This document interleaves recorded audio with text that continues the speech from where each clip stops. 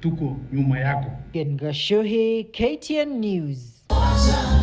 Now, still on matters finance bill, the Finance Bill 2024 is yet again setting stage for a major showdown, this time round not just between the ruling and the opposition coalitions, but also the electorate who are opposed to the proposed tax measures in the bill. Kenyans plan to stage a march to Parliament this Tuesday in protest as the Finance and Planning Committee tables a report of Finance Bill 2024. Kenyans are keen on how MPs will debate and vote for some of the contentious clauses in the bill. This as President William Ruto is set to meet MPs ahead of the Finance Bill being tabled on Tuesday. In the last couple of weeks, the issue of the 2.5% motor vehicle tax, reclassification of the VAT status on bread from zero rated to vatable at 16%, the increment of excise duty on financial services and money transfer services from 15% to 20% have dominated talks, with the opposition calling for the bill to be withdrawn. Focus will now be on Parliament from Tuesday as the Finance Committee tables a report on the controversial bill that will be up for debate, with Kenyans anticipating to see whether the Kimani Kuria-led committee would amend some of the contentious clauses in their final report. To ensure he has the numbers, KTN News understands that President William Ruto has convened a friendly MPs parliamentary group meeting Tuesday to garner support for the contentious 4 trillion shillings budget amidst mounting opposition. Already the government seems to have made a U-turn on some of the clauses. While presiding the 2024-2025 budget, Treasury CS Jongona Ndongo revealed that owners of high-end vehicles will pay upwards of 400,000 shillings for the annual motor car tax, removing the ceiling of 200,000 shillings on the proposed tax.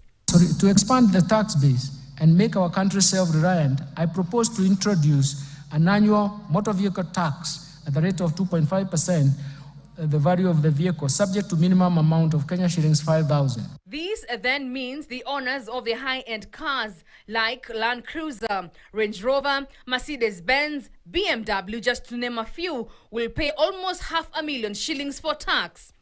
This as the bill continues to elicit mixed reactions, with opposition allies calling for legislators to shoot down the bill. Naangalia hii budget. Rafiki zako wa State House wamejiongezea bilioni 1.2 ya chai na mandazi State House. Usituambie mambo ya barabara.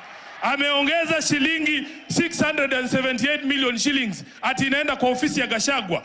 Nyumba tulijenga na shilingi milioni 400, munaenda kurepair na shilingi milioni 600. Yani hii serikali imekuwa mbaya mpaka watu kama Rigathi Gachagua wanaanza kukaa kama watu wazuri. What you are doing is to make our people poorer every day.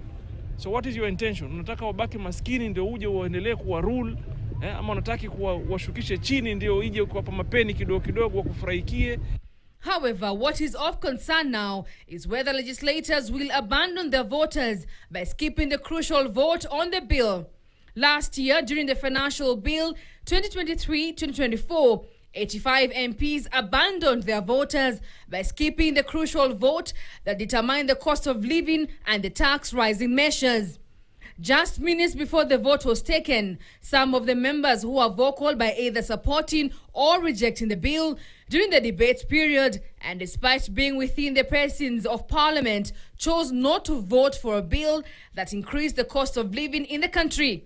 For others, they chose to travel out of the country. When the division bell rang, only 257 out of the 349 MPs were present in the House. Some of the notable names that were missing during the crucial vote on perhaps the most important bill in Parliament include Embakasi East Member of Parliament Babu Owino, Mark Nyamita of Oreri, Peter Salasia Mumias East, Patrick Makau of Mavoko, among others.